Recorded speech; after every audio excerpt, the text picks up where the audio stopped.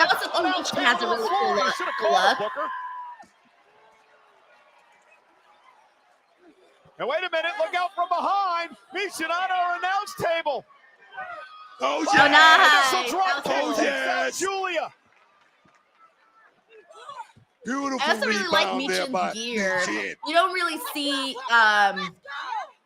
that color pink Look at this. very often on the women, so I feel like that's pretty cool.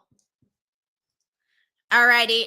Let's see. We are on a commercial break, but it should be coming back in just a second.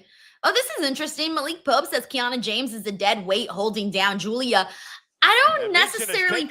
I thought she was going to be more of like a manager speaking kind of role for Julia. I like this partnership of them being a tag team, but every time we're in situations like this, it does take away from the individual champion. Another person who's kind of going through it like that is over on the NXT side with Soruka. Like, I don't think I have been like so over the Soruka Zarya friendship. Every pay-per-view, I have the same exact prediction. Zarya turns on Soul. I am manifesting the fuck out of that. I'm over them as a pair together. I think sometimes when you have somebody that is a champion, a singles champion, I think having them with someone sometimes takes away from it. Like, it was different with Chelsea when she was with Piper and with Alba, because it was a whole act and it was funny and it worked and it made sense, right? So like that was cool. But I feel like Kiana and Julia, to me together, don't really fit. It's not. It doesn't feel natural.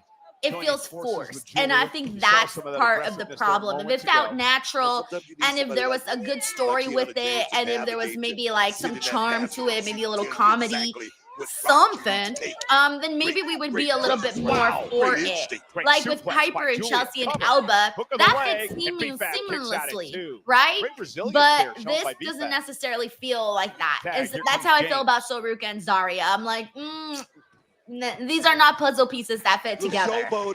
The showboat action. Impossible Wrestler says, are you doing NXT No Mercy Watch Along tomorrow? Yes, I will be here tomorrow for NXT No Mercy Watch Along for sure. But if you guys ever need to double check, I do post my stream schedule on Twitter, or I also try to schedule my streams a week in advance. So when you go onto the YouTube homepage, they should be there in the live tab. There should be an upcoming live streams tab where it shows my upcoming live streams. Usually what I try to do is every Monday I schedule them out for the week. So just in case you are curious and want to make a mental note if I'm going to be streaming or not. Thank you so much for asking. And Julia now in off the tag. Julia has all the tools. Miami Scorp says, why not have Chelsea versus Julia? Exactly. Literally anything. Except Julia versus Zelina. I don't need to see that again. We already saw that like 500 times. And I'm exaggerating when I say 500 times. Julia's so comfortable inside that squared circle, man. She's won championships all over the world, and now, like I said, the reigning cover. Sucho, hey, says, hey, Denise, what's up with the QR code? Yeah, so if you're just tuning in, StreamYard just added this new feature. This is brand new. And I can change the QR code to literally anything that I want. But it's a brand new feature that they're doing. And I thought it would be kind of a cool way to get people that may not know about my Wrestling Clips channel to scan the QR code, and then it'll take them directly to my Wrestling Clips channel. So it kind of beats me having to like put the link in the chat and tell people, hey, go in the description box below. All of that additional work that goes into it. Now the QR code's just there, and every now and then I will make some promos towards it. Yeah, it's a brand new feature. I'm very excited about it. I think that it's long overdue. I feel like I love streaming on StreamYard. Whoa, wait a minute. But tag was made. sometimes I think they're very behind in a lot of things, but they've recently added a lot of new features to the platform. Like every single day that I tune in, they're like, here's what's new on StreamYard. You can now do this. Like this little chat box that you see on the screen. They recently added that a couple months ago. Like that wasn't an option before. The one thing that I do wish that they allowed is to make the chat box bigger, but I can't actually do that because it's still in its beta phase. That's one of the new features. The QR code is one of the new features. Changing your changing your setup, like your I can't really explain it right now because I don't have other things on the screen, but changing how things look up on the screen, that's another feature that they recently added. They also added like a notes tab. If I don't use it, but it's an option. There's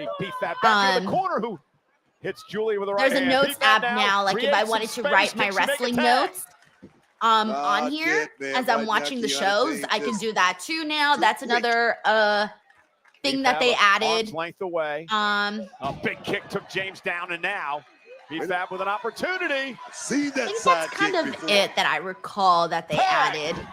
Well, you can't get your leg up that high anymore. That's all I and then remember at the there's a moment. Meechin.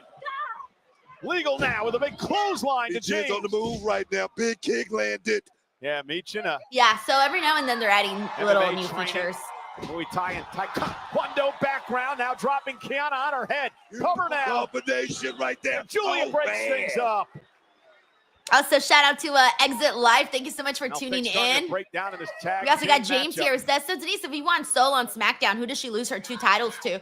Julia sent There's across the ring. plenty of Oh! options. I'm Beautiful expecting kick she there drops by the Speed B-Fab. Championship at a No Mercy tomorrow. Now Kiana James To with a kick of her Lainey own. Reed. BFAB sent out of the ring from behind Meechin. Looking to I pick up the don't win. want her to Picked drop up by the James. NXT North American Championship just yet, but She was eventually she's looking going to for feud Eve with to Zarya. beat. James was able So to it could counter. happen with Zarya if Soul were to get called up, James may be or it out. can He's happen with out. literally He's out anybody right else. now. Meechin So with I would say James those are the on more her shoulders, likely and options, Kiana rakes though. the eyes. The But But official yeah, I didn't think say it. Smart to do Saruka, that behind Jordan the Grace, like, Eat the feet they're all to good to Kiana go James, and be who part of this collapses into SmackDown the corner. roster. Julia wisely I makes think the they called tag. up Arena Kiana James too Dolce. soon. Good night.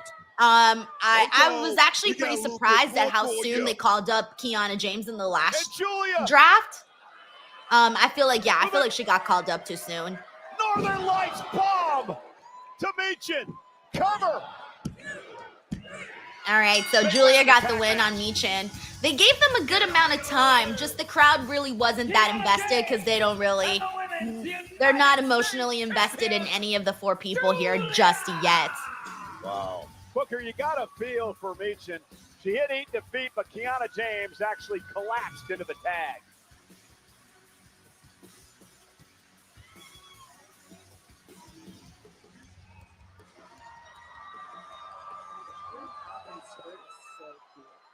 Oh, yay, shout out to Charlotte with her LA hat. Charlotte. It's very Alexa. cute. Oh, speaking of which, Alexa. so Zarya. Good one. We've admired you two for quite some time, but admiration only goes so far. I think it's time that Zaruka has a shot at those tag titles. Sure, Z. why not? I just can't even wave my hand anymore and get a title opportunity. There are teams waiting in line. You haven't earned it.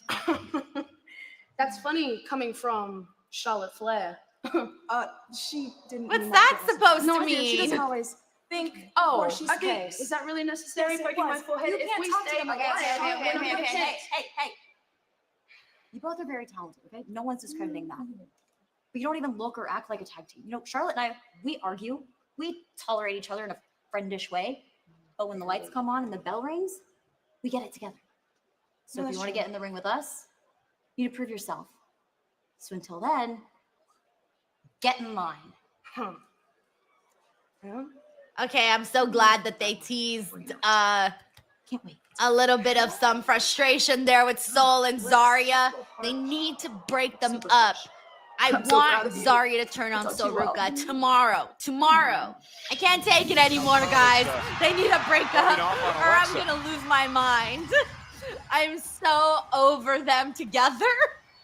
I know I sound like a hater, but damn. All right. It was from Sheldon. He says, after SmackDown tonight, is the post show or Victory Road watch along since it starts at 9 p.m. EST? No, it's a post show today. Yeah. We got a post show today. I think Robin's definitely back today. He was at a wedding last week. But everyone's at a wedding lately. I guess September is a good wedding month. All right. Anyways, I think Robin's good to go today. At least I assume. As a matter of fact, thank you for reminding me. I need to send him I need to send Robin Scottish the Warrior link. Drew McIntyre, foot in a boot after putting his foot through a table at WrestlePalooza, is here live. All right, give me 1 second, guys. I just need to message Robin really quickly because I forgot. I dropped the ball again. All right, let me mute this. All right, cool. All right, let me see what we got here. Yeah, Miami scored, by the way. Yeah, Drew is walking with a boot. What did I miss? Why is Drew in a boot? Did I forget? Oh, wait. Yes, no. I'm stupid. I know why he's in a boot. Remember when he tried to get Cody?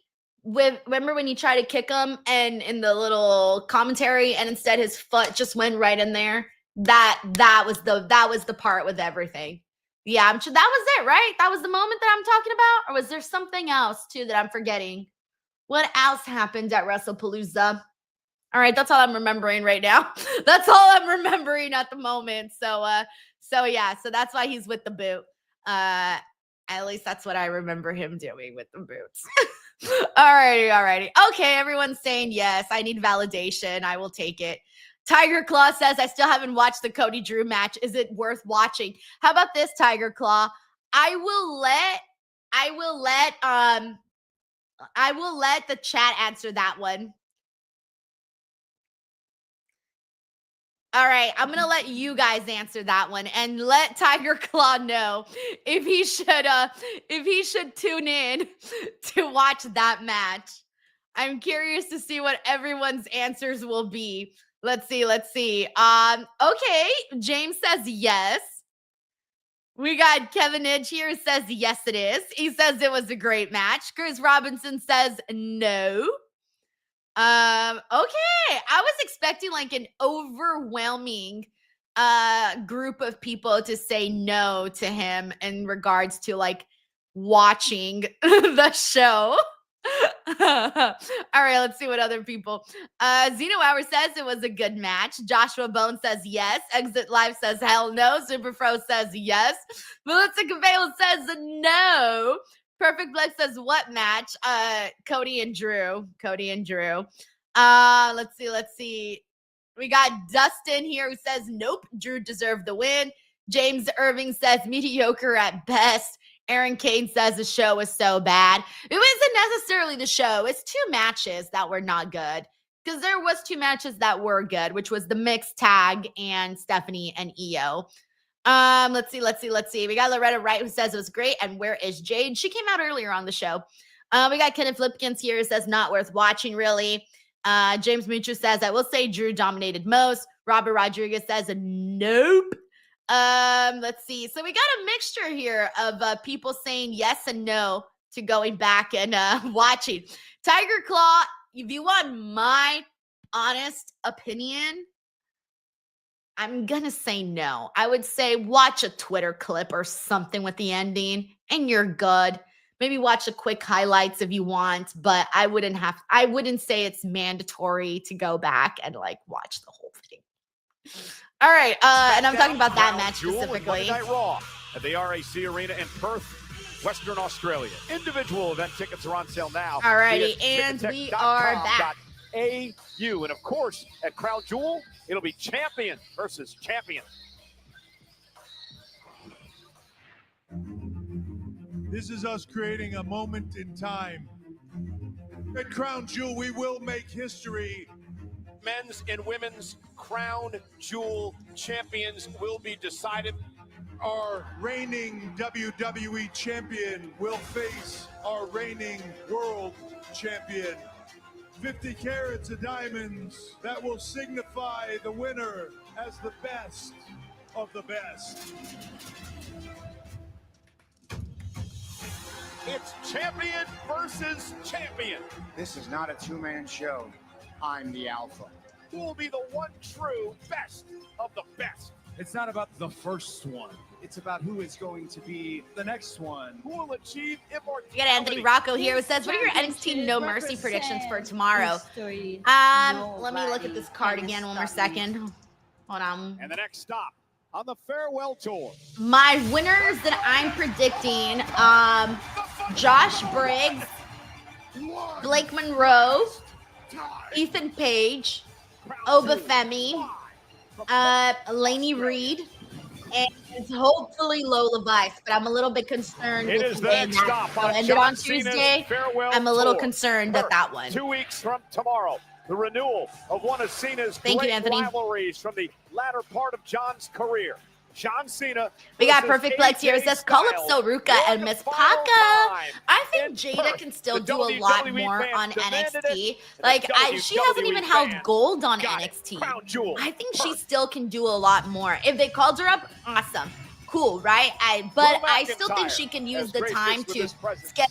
She's a great promo. She's already a good wrestler, but I think she should, you know, work up, get some more confidence on NXT. And I don't say she doesn't have any, but I feel like having a championship belt really boosts up your confidence even more. But yeah, Jada, Soul, those are some really good names. Right there at TakeOver. Thank you, Perfect Flex. It's the same arena. All right, we got a Drew promo. In front of a bunch of screens for my second WWE Championship right there. And it's the same arena I should have walked out for the first time in front of live fans as WWE Champion. But I'm not champion because of Cody Rhodes. I had Cody beat on Saturday. I could see it in his eyes. Everybody could feel it, but Cody was one step ahead, wasn't he? He's a master chess player. Think back to the match, Exhibit A. The referee took a full 6 seconds to finally count a pinfall I had. Yeah, I noticed that. Yes, I called that out during the WrestlePalooza match. I was going to put his head I noticed right that. through the announce table because that's the only way you're going to take down Super Cody. And what happened? The referee got between us. And why? Why? Is it a DQ? It's my match to throw away, but let me ask you this. If I Claymored Cody's head into those steel steps, is it a DQ? No! He protected him, gave him a chance to move, and it cost me the damn championship.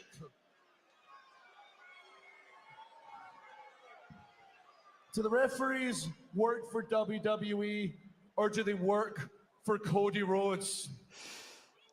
I don't blame the ref. Ryan Tran, I forgive you. Wow, what You a get big man family right to there. provide for. I Forgive me, blame the Cody referee. Rhodes. He's got all the power, and with great power comes great responsibility and even greater corruption. And that's exactly what's going on here. You know something, Drew? A lot of things you said actually make sense. Now there's I actually see a lot of this Aldous. from your point of view. But you and I know this is wrestling. You win some, you lose some. Sometimes you're the hammer, sometimes you're the nail. It wasn't your night. Don't make excuses. I've known you a long time. You're better than that. And speaking of, I saw you kick the table, but I don't know where that boot came from because it didn't come from our medical team because they checked the you out. WWE medical team, what a shock. It might as well be the Cody Rhodes medical team. I've got my own damn medical team. Nick, all I want what is stop. right. Oh my God, Drew, I just want what is right. Okay? Enough with the excuses, okay? You trying to suggest that the reason you're not WWE champion is because of corruption is insane, okay?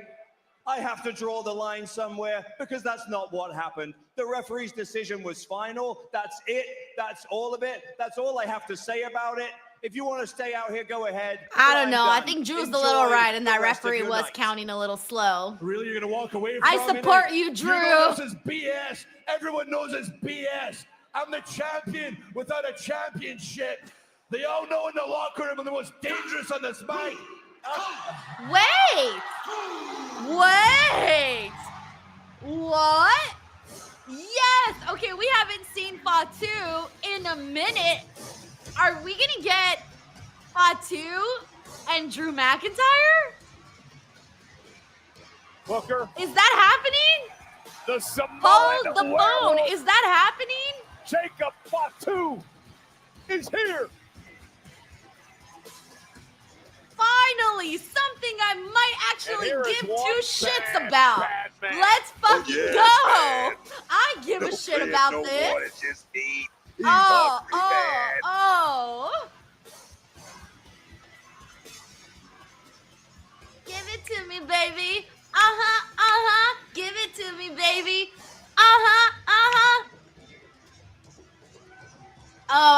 for this, guys. I'm ready for this. Come on. Give us something here. Oh, these two on the mic against each other? Forget about it. Oh, yeah. Man, shut your ass up.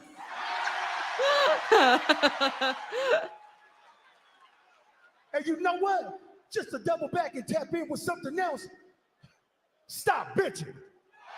Yeah. Let them have it, Fatu. Sorry, Drew. I like both of you. You come out here every week. You cry. You complain. You're blaming everybody else for your wrongdoing. Matter of fact, won't you just sit your peg leg ass down? Who the hell do you think you are? Yeah, I like how they're just taking the microphone away from each other. Freaking McIntyre, and you want to come out here and try and pump me out?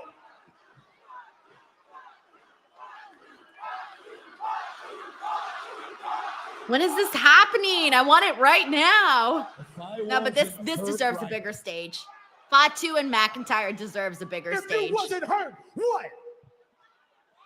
Because you must have forgot that Jacob Fatu is all gas, no brakes with it. Oh, no, not a claim or a kiss. Yeah, glass score kiss. I can't even speak right now. I'm so excited. And obviously angered, Fatu delivers a big super kick. His own dog. And he took the boot off. So non-WWE medical Drew's boot. exposing just their cock out there. That's embarrassing. Nobody wants to be out there with one sock and one shoe. That is so embarrassing. Well, Jacob Fatu tonight, Booker, saying a lot of things. Okay, see now this feud I'm interested in, by the way. This is interesting stuff right here. Jacob Fatu did tonight. Because these two can have a fun story. And I'm still mad, by the way, that they took Fatu's US strap so fast. All right, we got Tiffy. He's got a big matchup today. Oh, confrontation with Stephanie. I think that's the match we're getting. I will be watching you tonight. Who knows?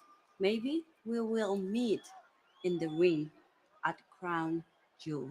Oh, I'm sure you Look, will. Stephanie, I respect you, but when it comes to me and you in the ring, it's going to end with you on the ground and me as your Crown Jewel champion. Oof, I don't know. I think Stephanie wins. Whoever she faces, I think Stephanie wins. Anyways, man, I just want to thank you again. Seriously, Nice. that match for the US That match title was incredible with Ray one and of the best Sammy. ones I've had in a while. It really meant a That lot. was Thank so you. good. Thank you. Thank you. And actually, who you think is going to answer the tonight open challenge? I really don't know, man. It is an open challenge. It could be anyone from SmackDown. Ray's like, Could be maybe I should anyone from answer it Raw. again. And actually, Wait, I see we are somebody in back Orlando. there. You're right. You're right. Could be anybody. See you around, amigo. Good luck, amigo. Who was that Shinsuke back there, or was that somebody else? I didn't really catch that person in the background. All right. Let's go. Give me 1 second. I need to The do following something. contest is a United States Championship Open Challenge match. All right, so let's see what we get here. My prediction for this was Javon Evans, based off of someone pointing out the fact that they're in Orlando, and we had that confrontation at Homecoming, so it makes me feel like that's the direction they're going in. I swear, if it's like Shinsuke Nakamura, I'm just gonna cry because I don't want to see that. I wouldn't want to see that. We find out live next on SmackDown.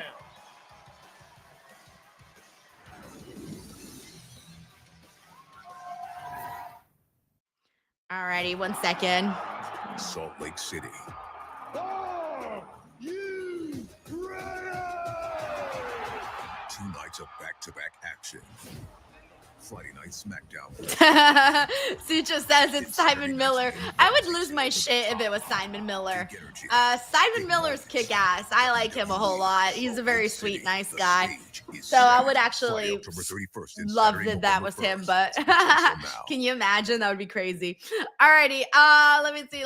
Let me mute the commercials really quickly. We got John Taylor here who says, I'm trying really hard not to work right now. In honor of the PWI 500, who would be your choice to top the DWI 500? Only need number one, Will Ospreay, and everybody else can suck it. Oh, wait, no. Actually, this year, it might have to be Hangman. It would be a battle between Hangman and Ospreay. I think Ospreay had the better matches, but Hangman just had such an incredible story back to the AEW World Championship, so I would actually say Hangman Page with Will Ospreay at number 2. Thanks, John. I know you didn't ask for number 2, but I had to give it regardless. All right, let me see what else we got here. Let me catch up with everybody's comments here. Have you been hanging out in the chat and I haven't acknowledged you? Please throw your ones up. Let's give some people some acknowledgments. We got Ledwin. Hey, what's up, Ledwin? He says it's going to be somebody from NXT. That's the whole reason Sammy just mentioned Orlando. Yeah, I'm with you, man. Let's see. Brian M says, hey, Denise, when Sammy's music hits, please, can you say your signature? Let's go. Yeah, I do it a little bit. My let's go is a little bit longer than Sammy's. So I do Sammy's version of let's go, but my let's go is actually a little bit longer, but I wanted to match the song. So yeah, thank you, Brian. We also got Peter Van Wyk in here. What's up, Peter? Hope you're doing all right, man. Hope the weekend treats you well. We got Aaron Kane here who says has to be Ospreay for number 1 of PWI 500 if it was his list, obviously, because we already saw the list. Let's see. James Irvin says Simon is in the PWI 500. Yeah, I saw. Wasn't he like 3 something, I think? Or I forgot what number he had it at. I'm not sure. Let's see. We got Bill Dub. Shelton here says Denise Ash by Elegance just vacated the Knockouts World title. What? Why? Is she injured? Why did she vacate the title? What's going on? Okay, let me know. We also got let's see. Hey, shout out to Bill W from New York. What's up, Bill W? We also got Zeno Hour up in here. What's up, Zeno Hour? Hope you're doing all right. Hopefully you're having a good week. Let's see. Dizza Scrap says almost. Where are you saying almost or almost for hold on. What answer are you answering right now, Dizza? What answer are you answering at the moment? Because we had a couple of questions that were all thrown in there right now. We got Future King here. It says, Denise, what are your thoughts about Jasmine Nick's departure? I say good for her. I'm glad that she had some self-respect for herself and that she, made the decision that she made. I 100% agree with someone leaving a job because, one, they're not being compensated well enough. I 100% agree with that. I feel like if it's just not your passion and if it's not the thing that you feel like you want to do for that amount of money, I get it. I 100% get it. It just wasn't for her. I watched her video and she was like, she talked about the money and that's hard, guys. Like having to work for, however much she was working for. I don't know the exact number, but it sounds like it wasn't very much. And that can be hard, man. It should be hard. It is hard if you're not making enough money someplace because it's your well-being. All right, we got a Solo Sikoa promo. Also, hey, what's up, Kieran? We also got Malachi, Julius, Javon, Ash Nicole, Austin Wright, Dave Jordan. He's won many of championships across the world. Yeah, shout out to the Pound homie. for pound, the baddest. JC Mateo with that. They gave him a terrible name, though. But you mean more than that to me. You see, when Jacob was acting like he was bigger than the family, who stepped in to check him? You did. Who believes in me? You do. And I love you for that. Anyone that gets out of line, you put them back in their place because your loyalty will be rewarded as long as you're a part of my family tree.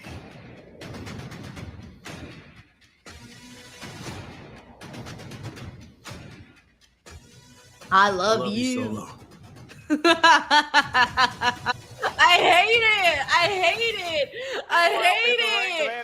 Why is it always the same thing? I love you, Solo. I love you, Solo. Of the United States Fucking title. cult But ass who shit will that they step got up going tonight? on with Solo Sikoa.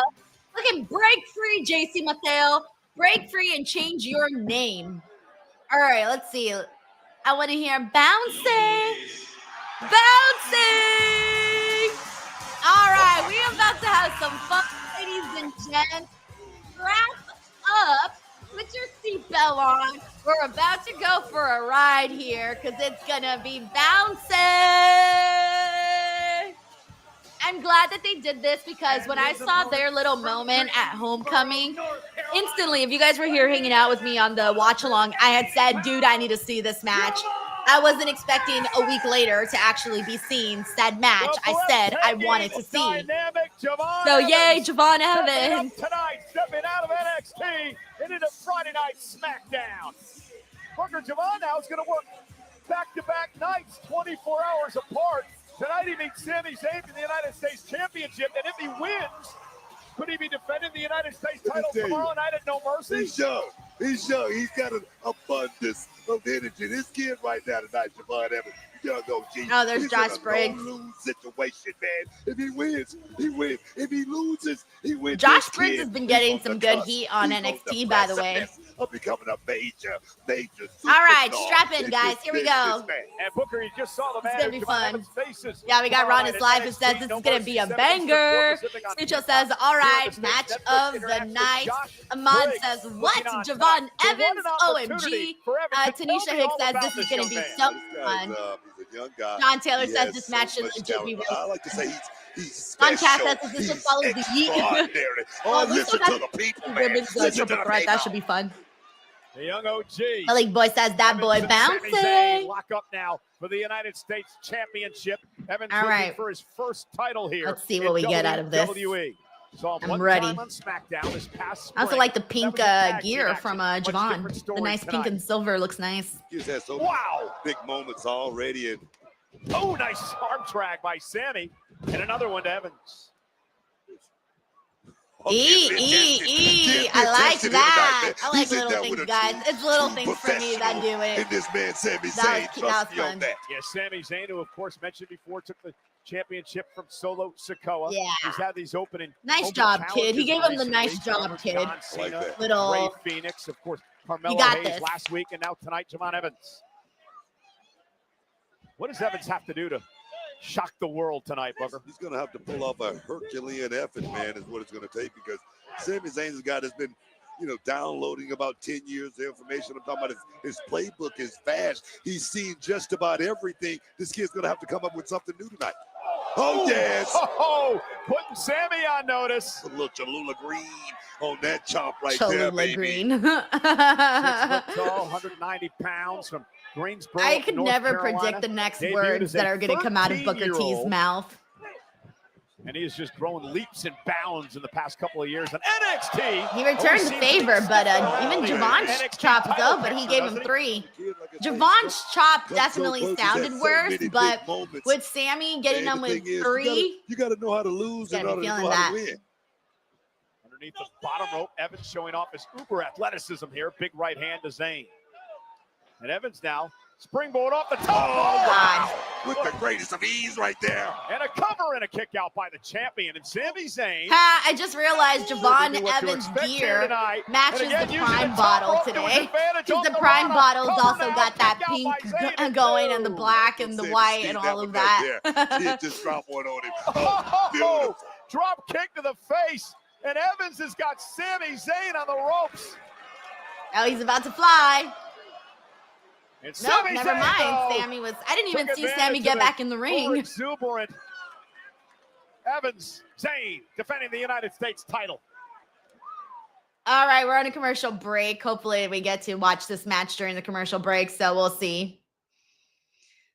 James Misha says, is this Javon Evans' main roster call-up? No, definitely not. I think this is just him getting a matchup on SmackDown. And I'm telling you, like, they've been doing a very good job with this U.S. Open title challenge every week with Sammy.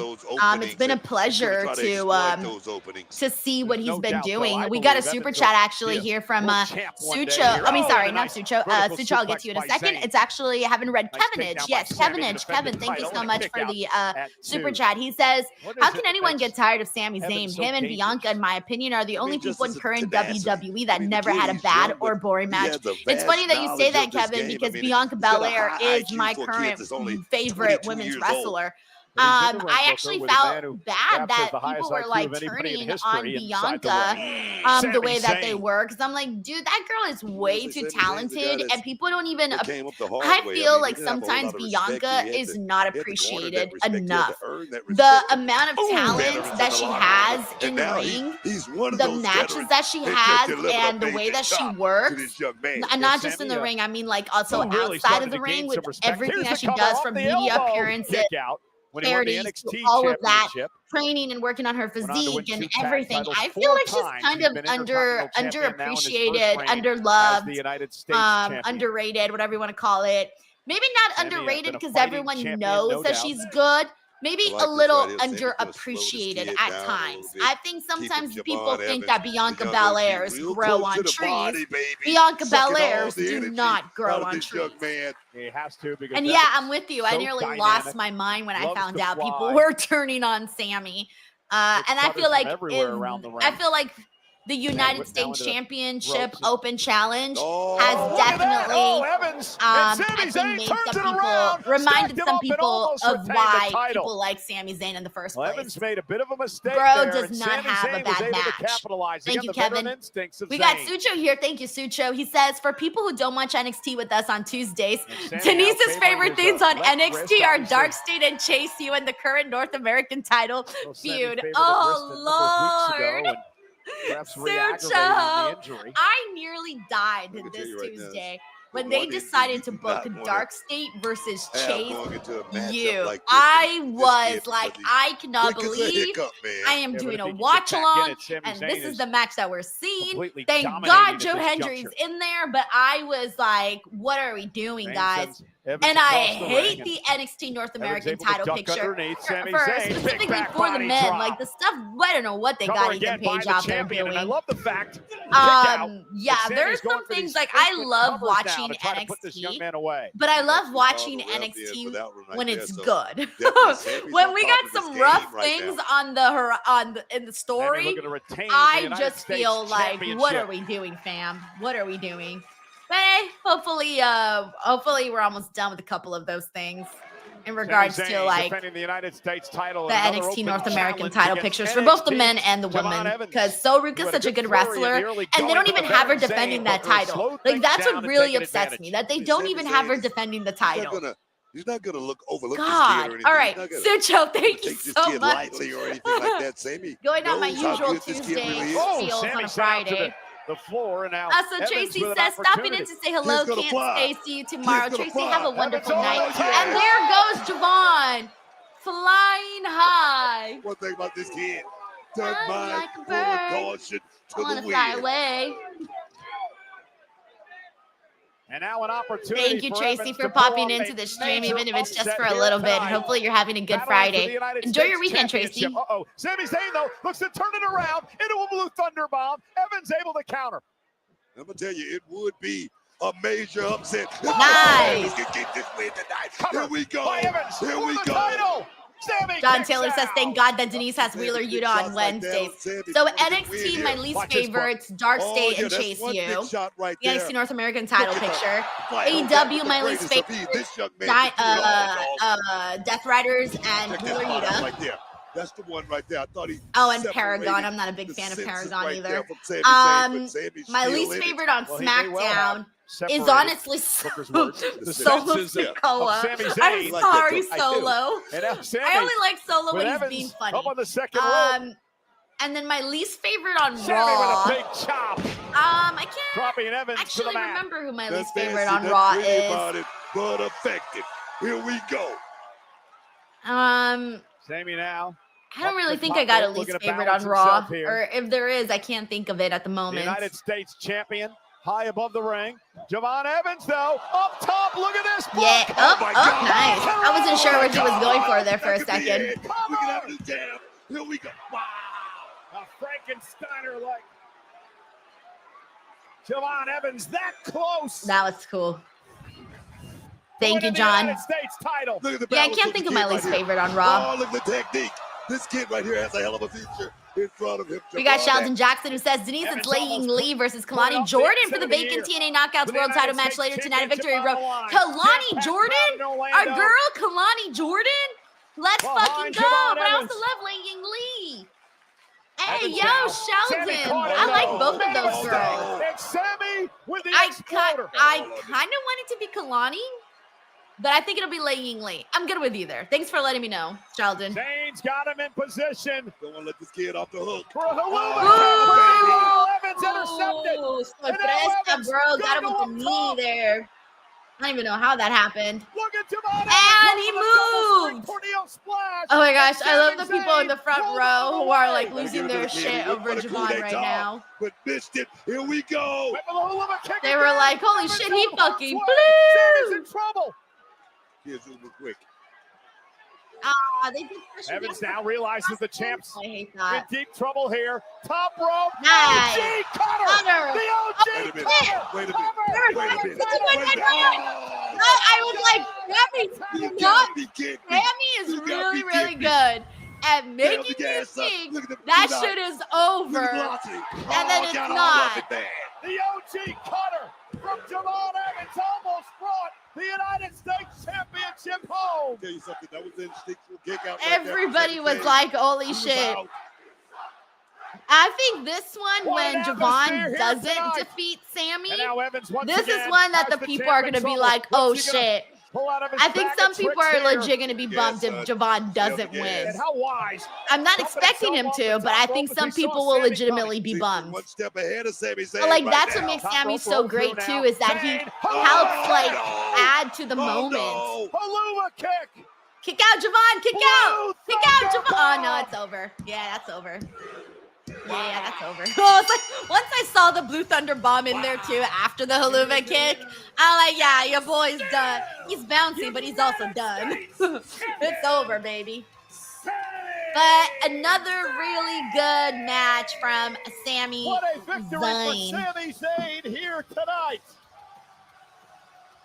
But what a match for Javon Evans. Javon Evans tested Sami Zayn here tonight in the most magnificent way. That was man. fun. Can we please blow up the What a chat night. with some What a fight. rounds of applauses here? Because we've now gotten back to back And the veteran to Sami back Zayn with a great open show title of matches respect for the US Open title matches. and bringing this Orlando Back to crowd back to to its back, feet. baby. No, actually, I'm wrong. It was back to Booker, back what to a back to performance back. by Javon Evans tonight. Like I said, Right? the kid was in a no-lose Did I miss situation Carmelo? here tonight. Yeah, I missed Carmelo. It was John, Ray, Carmelo, and Javon, right? Did I miss anybody? No, I think that was it.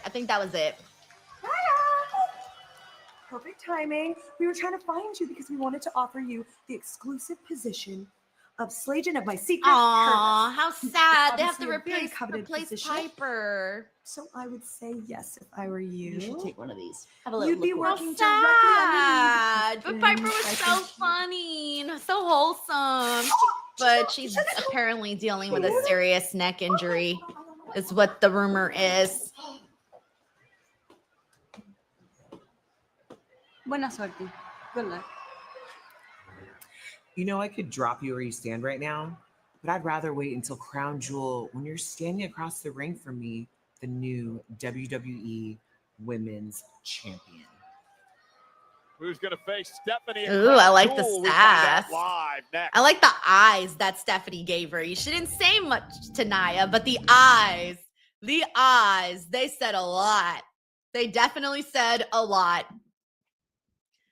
All right. Let me see here. 1 second, guys. Yeah, and also I saw someone say prayers for Piper. Yeah, I'm with you guys, man. I feel so bad when they said career, because injury is one thing, right? And so many injuries, you can move on and heal and get better and come back. But when they said career threatening, I was like, not Piper. That I've still been waiting for that girl to get her proper due.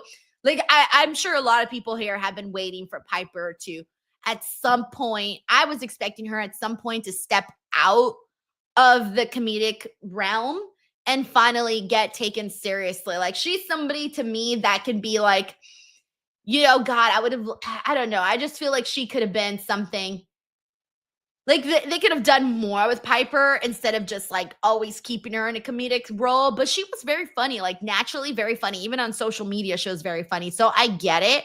But also, she did deserve the spotlight too. I think she had what it took to be in that spotlight. I just don't think they often put her on that spotlight though. So, I mean, that's where we're at with all of that. Yeah, hold on 1 second. Sorry, guys. I gotta promote.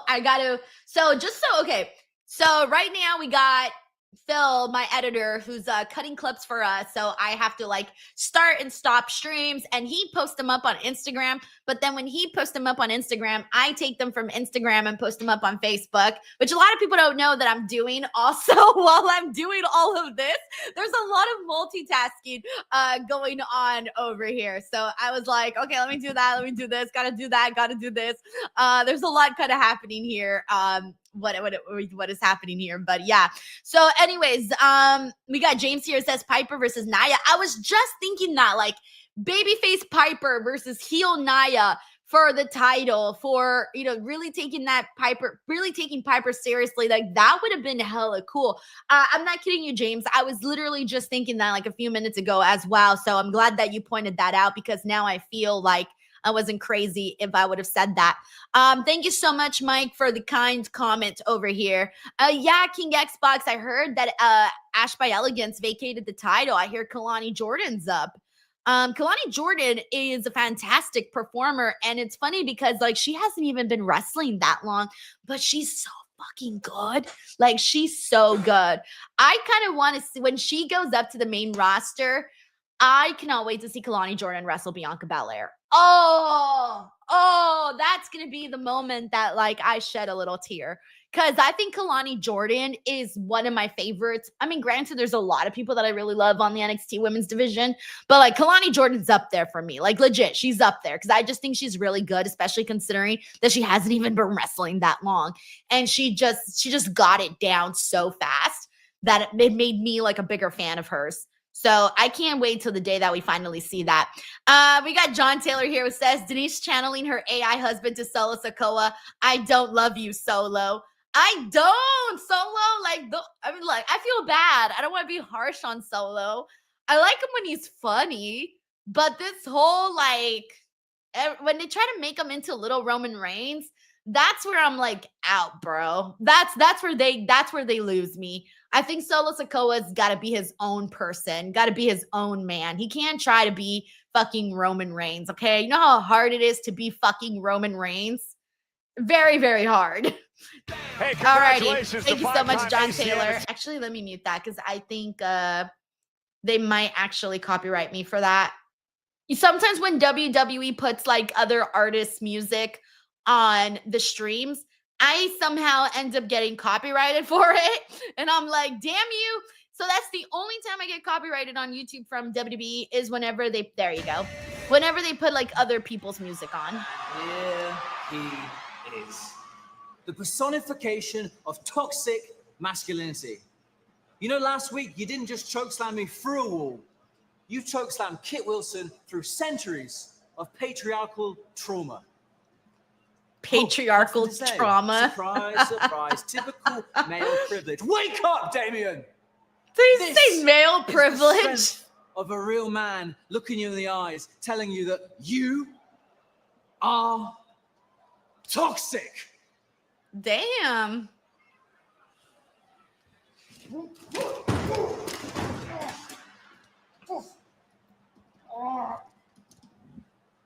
Bitches be tripping, huh? Bitches be tripping. Oh my God. Looking for me, Damien. Oh, there's Alistair. And just like that.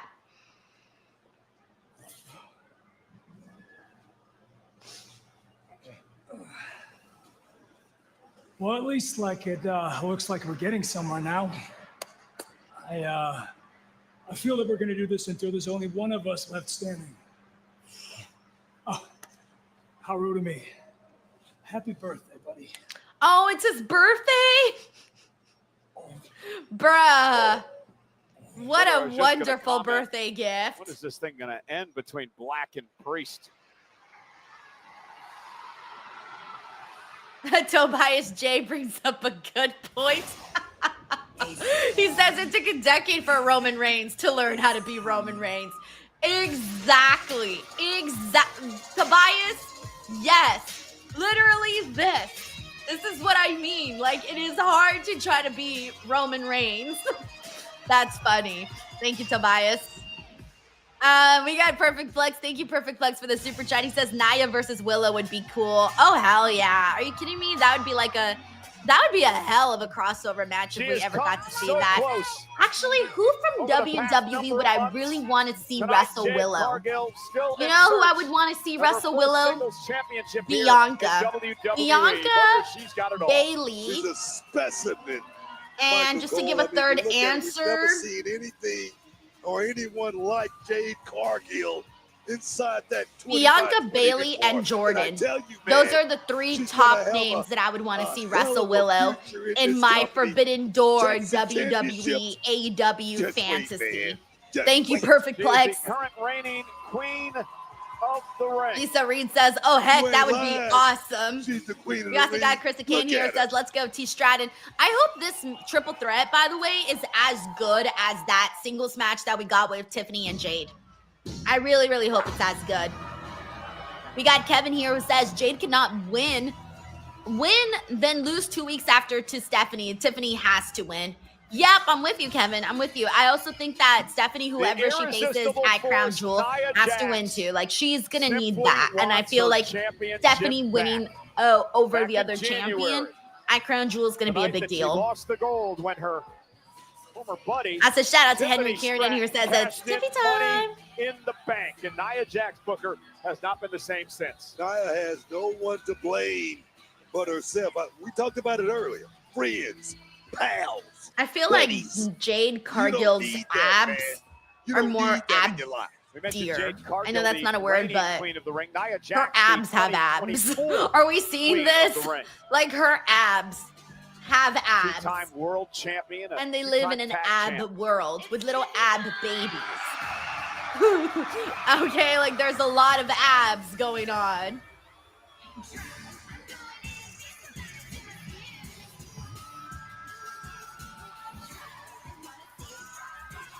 What an incredible 2025 it has been. We got Chris here who says we need to take a step back and look at the bigger picture. Tiffy is 15-0. She retained. She's 16-0. She's on a streak. Can you imagine if she goes on a Taker streak? Well, it's totally different, right? Because like Taker's streak was for specifically WrestleMania. Hers is just like undefeated, right? WWE Women's Title. Only Bianca I'm with it. I'm with it. Let's go, Tiffy. Longer. But Stephanie's gonna end that streak. She's gonna end it. Sorry, Tiffy. I really like you, but NXT, I'm gonna tell you right now, Stephanie is gonna end that streak. With pads to stars. And that'll be like one of her, you know, her bragging points that she made at some point. Thank you, Chris. James Morgan says, "What time is it, DWO? It's Tiffy time." The following contest is a triple threat match scheduled for one fall and is for the WWE Women's Championship. Orale. Introducing the challengers. First, from Vero Beach, Florida, Jade Cargill. Ooh-wee. Her opponent from San Diego, California, Nia Jax.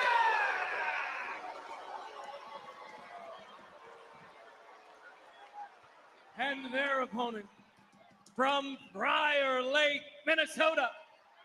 She is the WWE Women's Champion. God, she looks like a zillion bucks, Tiffany. My God, she's flawless. Flawless. Triple threat rules here tonight. Eyes up here, everybody. In this Eyes WWE up here. Women's Championship With match, Tiffany. referee Daphne LaShawn will work this matchup.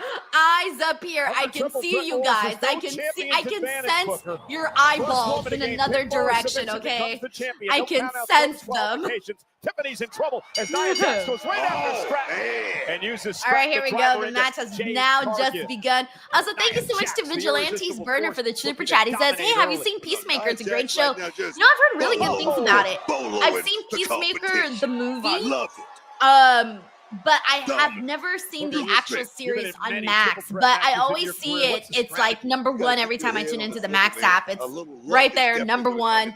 And I'm always like, oh yeah, Peacemaker, John Cena, thumbs up. But I haven't seen it though, not the actual series. But yeah, I'm telling you, I've heard nothing but good things about it. Plus, John Cena's very funny, like in his movie and TV roles. So that's, and from what I remember, Peacemaker's like a funny character as well. So I'm not surprised that it's very good. I'm glad that he's getting like the real big, There's like. so much history between the three I women mean, in this matchup. correct me if I'm wrong, Jade but I feel Cargill, like of course, Peacemaker is losing like the to biggest Tiffany thing that John Stratton Cena has SummerSlam. done in his movie That career, double right? count Like out his a few movie weeks and ago, TV career. and Nia Like Jax would Peacemaker's get his back biggest involved. role because he's had like a Cargill lot of and Nia, roles, of right? course, But I would imagine that there's a Peacemaker cover is and the a one kick out. that's Have had their gonna issues more dating so all the way cement back his to the legacy in 2024 cinema. Queen of the Ring tournament. Nia Jax now Thank you, grabs a handful Vigilantes of hair. Burner. Legal because there's no DQ in this match. Nia in the right place at the right time. We got Kevin here. Says today's Grab, episode of get back Peacemaker in blew position to my get that chain mind. back around her waist. Tiffany Stratton. Jared says, "Go to bed Nia after this. Jax Have a off lovely the weekend, apron Denise." and Thank into you, the Jared. barricade. Stratton wise now to try to take out one of her competitors, make this a little bit more even at one-on-one. I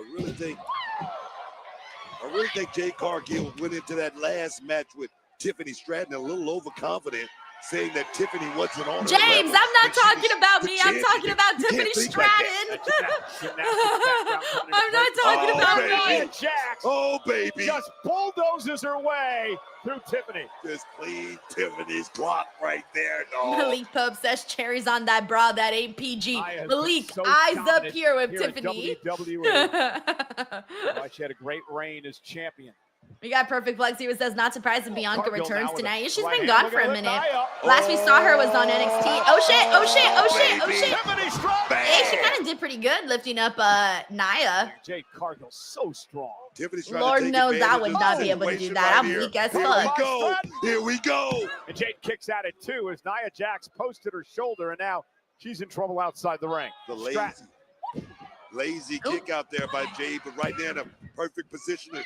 Oh, I got caught again. Caught her right in the nose. I love For that Stratton both to retain Tiffany the kick out. and Jade are wearing like the same kind of red. Main event tonight on Friday It's night. very SmackDown. pleasing. One of these women. I don't know will why. face It's just very Stephanie pleasing. McCurr in 2 weeks from tomorrow.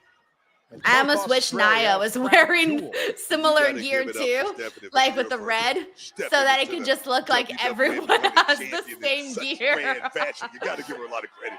Yeah, ton of That's credit. funny. Almost called James Morgan says a luscious red. Yes.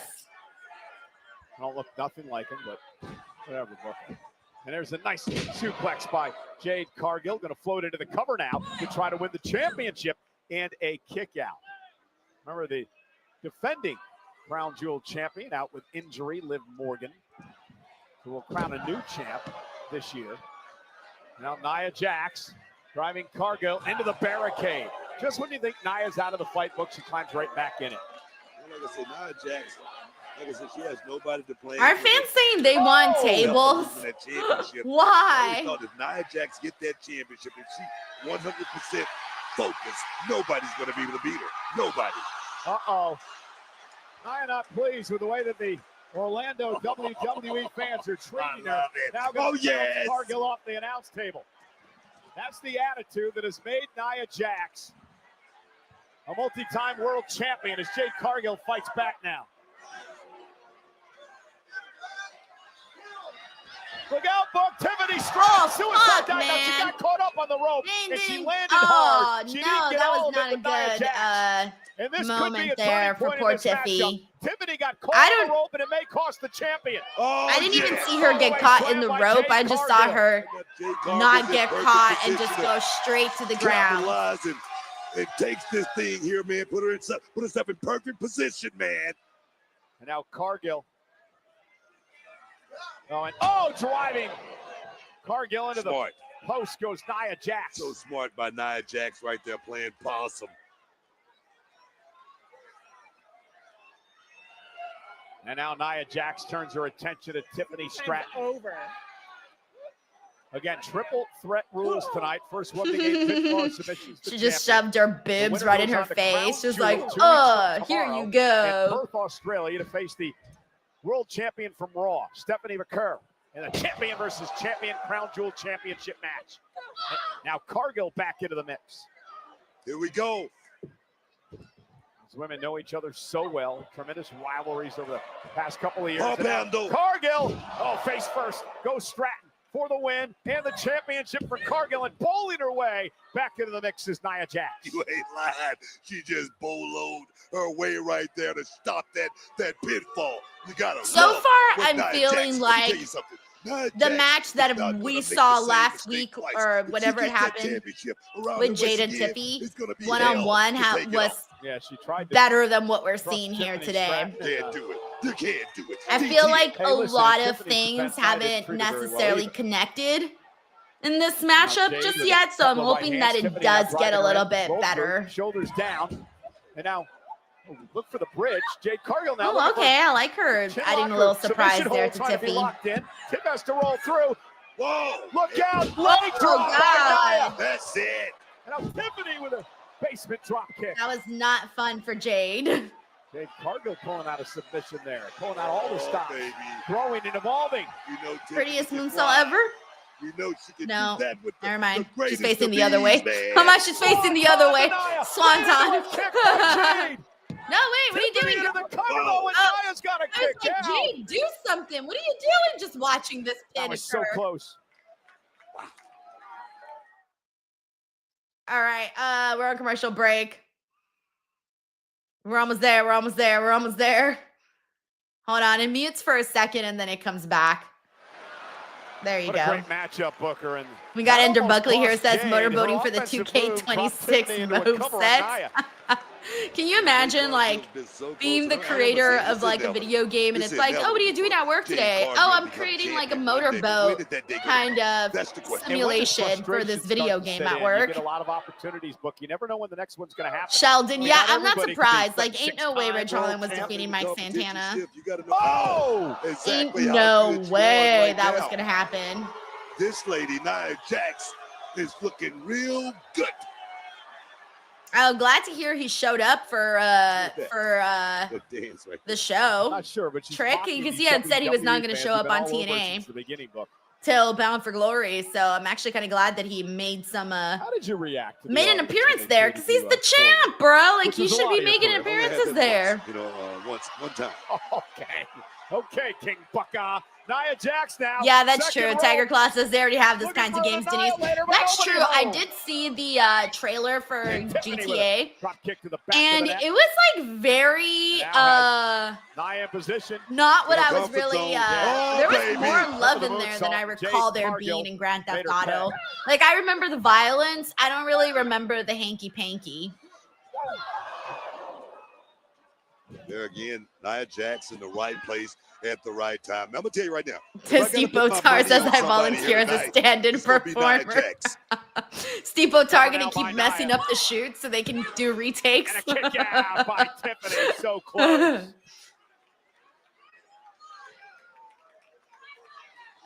But this is the pace Nia wants, Book. No, definitely want to slow Hey, it what's down up, because Alan? He says, hello, how has got SmackDown somebody in been? there with a You know what? I dramatic think the second background hour like of Tiffany SmackDown has Stratton. been You really got good. somebody like Jade Primarily, the match that we saw with mega Javon powerful. and Sammy was a banger. Back into the ring, That was delivers the right true hand to Nia highlight of Jax. Now today's what's show. Jade planning to do here? We also got a Heads kick-ass up by Nia. confrontation actually between Drew Tiffany McIntyre Stratton now back into the fight. and Solo Sikoa, which was very cool. Stephanie had little moments head with butt all by of the Nia girls in the main Jax. event. There has been some good moments on SmackDown today. Wait a minute.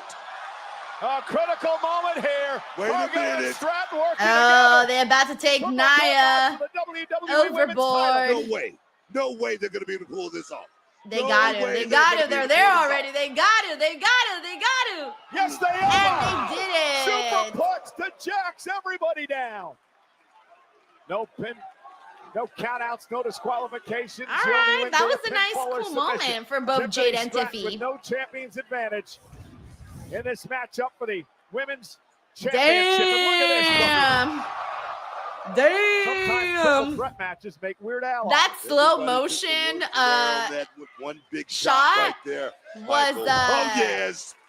Kind of it made you feel for Tiffy and Jade there for a second. There's the rolling senton by Tiffany. It was up, Mateo Ortiz. Thank you for tuning in. Prettiest moonsault ever. Oh, got it. Got it. To retain. Cargill The Xbox says, I wish this had more energy. Yeah, it's starting to get a little bit more, but that was one of the things that I felt was lacking earlier. How much this match Sheldon says Cindy Hart was the ref for leading Lee versus Kalani. Oh yeah, somebody mentioned that earlier. I hate special guest referees. It's one of my pet peeves in wrestling. Great night, jam-packed in Orlando at the Kia Center. This is our main event for the WWE Women's Championship. Will Stratton retain? Will Cargill win her first singles title in WWE? Or will Nia Jax become a 3-time world champion? Stratton. Oh, look at that. Great move by Tiffany Stratton. Beautiful balance by Tiffany Stratton right there. She says it's Tiffy time, and it may well be. Caught by Cargill. Look out. Nope. Jade powers her No.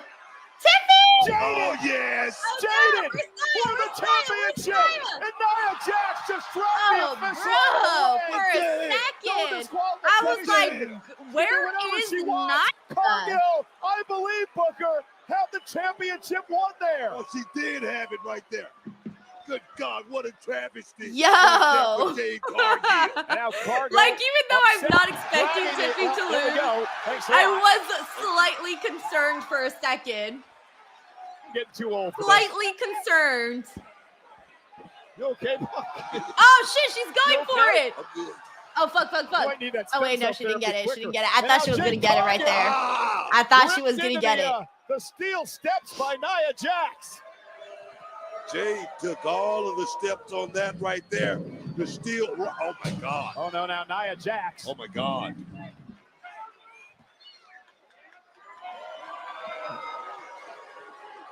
And now Nia Jax, who beginning to dominate Jade Cargill. Been busted up here. Game over, dude. I made her bleed. And now Nia Jax said it's over, folks. Nia lifting Cargill up. Cargill trying to counter. The powerhouse now. Okay, now she's going for it again. Okay, she got it. No.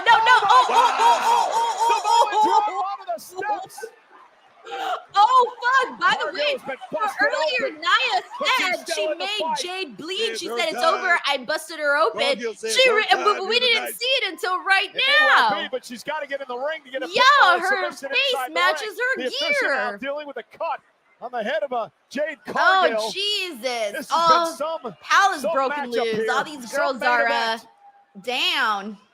For the WWE Women's title. And now Nia Jax, somehow Booker, I don't know how, rolling back into the ring. Cargill back there to meet her. Oh, good night. Where's Tiffy? Where's Tiffy? Okay. And Nia able to kick out Tiffany Stratton with a basement drop kick. I hope that's not it, because that's a little weak. Tiffany Stratton. Wait. What the fuck was that? Wait, what? That was... What? Did the referee stop counting before Nia actually kicked out and then Nia then kicked out? Did I see that right? And Stratton gonna go up top. Prettiest move. Oh, got all of it. Cover. Stratton retains. All right, well, there you go.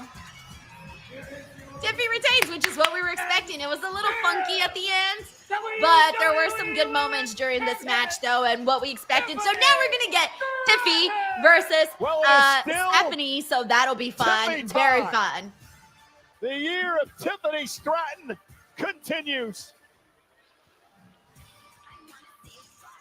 What a triple threat match. Stratton retains the title and remains undefeated in 2025. Jaded by Jade Cargill, almost brought her the championship until Nia Jax dragged out the official. Then the Samoan drop by a busted open Cargill. And then in the end, Tiffany Stratton would deliver the prettiest moonsault ever to pin Nia Jax and keep the gold.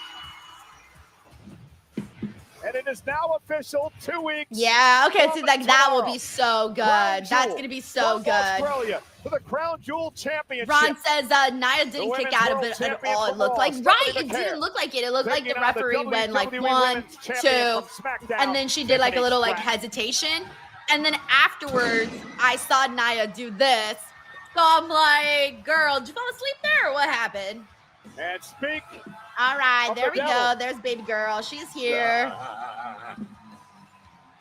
Rob Okay, we're about to Rivera. get everybody get the tank in a second because we're about to Stephanie get champ versus champ stare down. Walking down to go face to face with a woman that she meets in 2 weeks at Crown Jewel.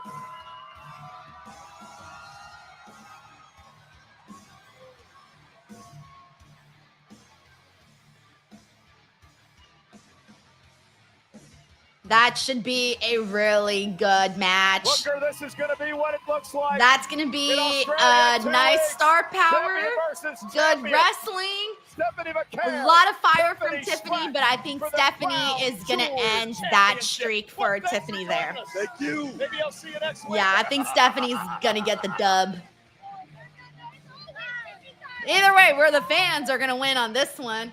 The fans are going to win on that one. Alrighty, everyone, that is SmackDown. Give me a few minutes. Robin will be tuning in just a second, and then we're going to go ahead and do like a quick post show afterwards.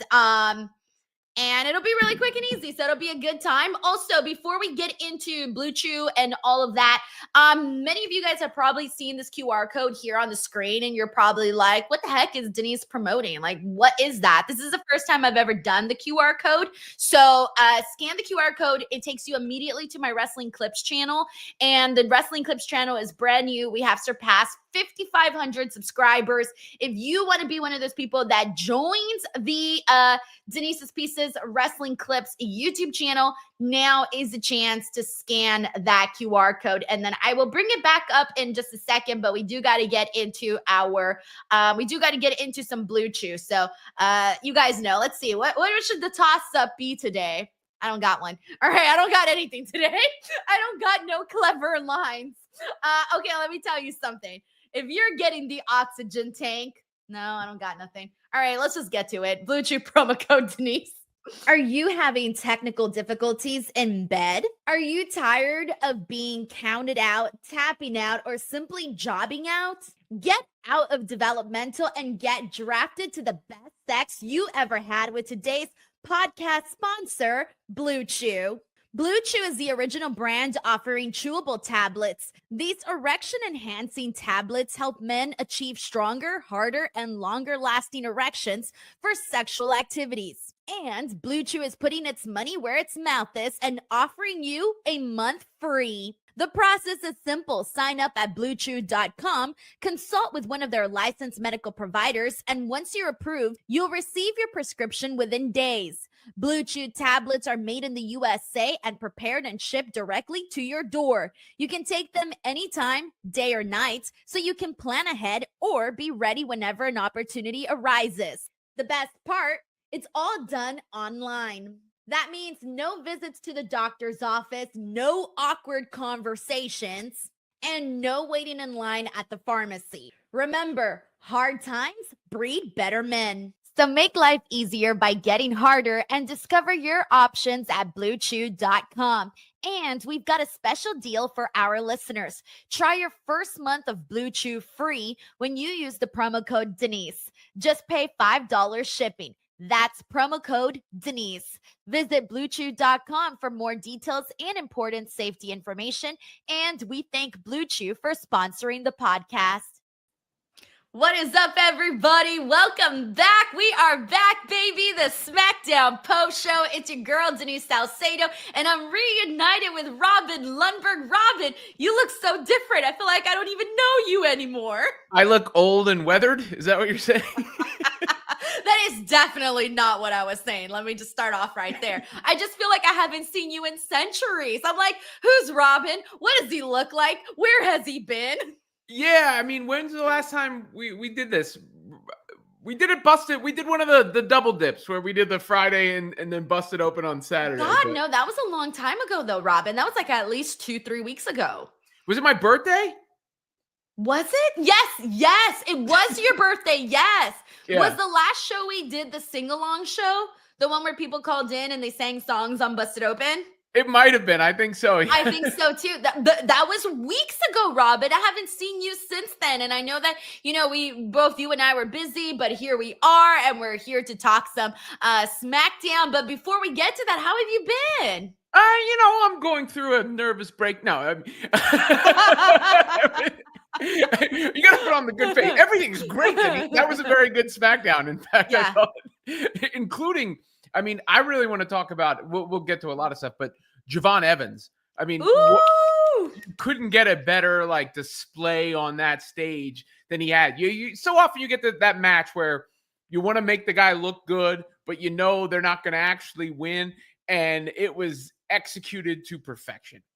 To perfection. So let's just start right there. You brought it up. Javon Evans, a very nice surprise today, and somebody that answered the U.S. Open Challenge for Sami Zayn. I was not surprised, Robin. I saw this coming for two reasons. One, it's that they had a confrontation on NXT during the homecoming episode. And when I saw that, I remember instantly thinking, oh my gosh, I need to see Sami Zayn versus Javon Evans. And then when my mind was thinking of who would answer it today, during the watch along, someone reminded me, hey, the show is in Orlando, so it could be an NXT talent. And the second he said NXT talent, I'm like, oh, it's gonna be Javon. So when Javon came out, it was such a thrill because the last couple of weeks we've seen Sami in there with Cena, with Rey Fenix, with Carmelo, and now with Javon Evans. He's been in there with guys that just complement each other so nicely they are able to work these kinds of matches that are fast-paced, that are exciting.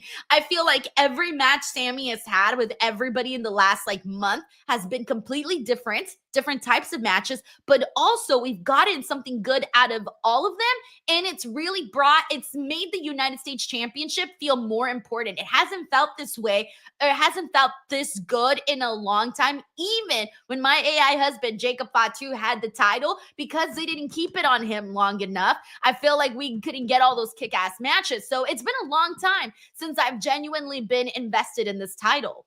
Yeah, I mean, look, Sami Zayn is also that guy that you almost feel like, what is the floor when he's involved, right? The floor is so high whenever he's involved. And then with Evans, the ceiling doesn't matter because he might hit it, actually. It would matter. He would hit that ceiling.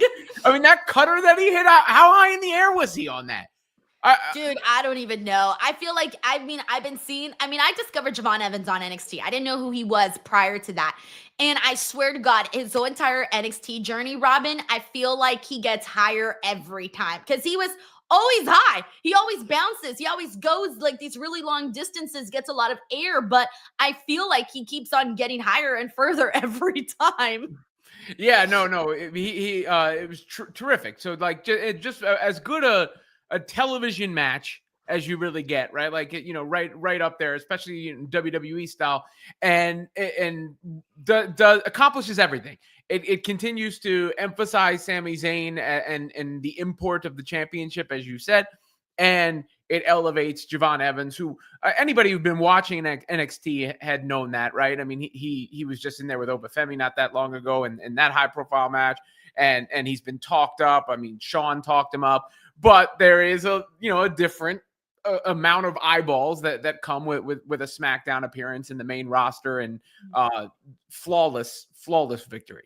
Even though I feel like Javon has already had so many big moments in his short time on NXT. The match with Randy, this match. I'm probably forgetting some other cool moments, but also, getting the rub from people like The Undertaker, which has happened multiple times, and then just recently with Sammy. So, I mean, this guy, they know what they have. I think Javon is probably one of the more special acts that they have on NXT at the moment, where like if I'm WWE, I'm like holding on to Javon and I'm like, he's mine and you can't play with him. He's right here. This is my guy. This is what we're doing. And you can tell that they recognize that they got something special with Javon there. So let's go ahead and get into the rest of this show. By the way, we got Perfect Plex here, sends in a super chat saying botch ending.